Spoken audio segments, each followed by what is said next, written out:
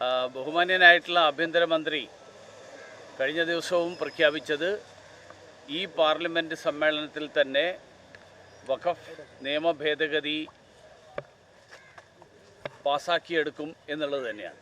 അതുകൊണ്ട് അതിൽ നമുക്ക് തീർച്ചയായിട്ടും പൂർണ്ണമായും വിശ്വാസം അർപ്പിക്കാം.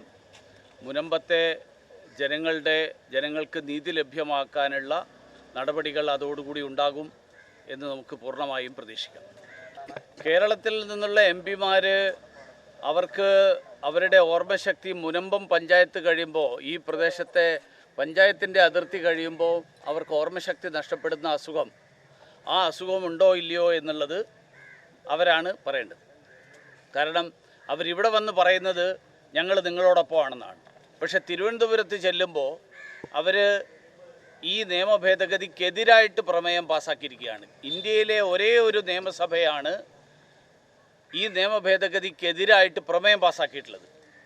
ഈ ഭേദഗതി സംയുക്ത പാർലമെൻ്ററി കമ്മിറ്റിയുടെ മുമ്പാകെ സംയുക്ത പാർലമെൻ്ററി കമ്മിറ്റിയുടെ പരിഗണനയിലാണ്.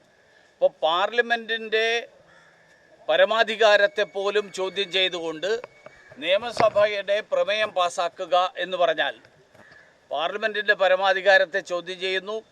ഈ പ്രദേശത്തെ മുനമ്പത്തെ ജനങ്ങളുടെ അവകാശങ്ങൾ നിഷേധിക്കുന്ന സമീപനമാണ്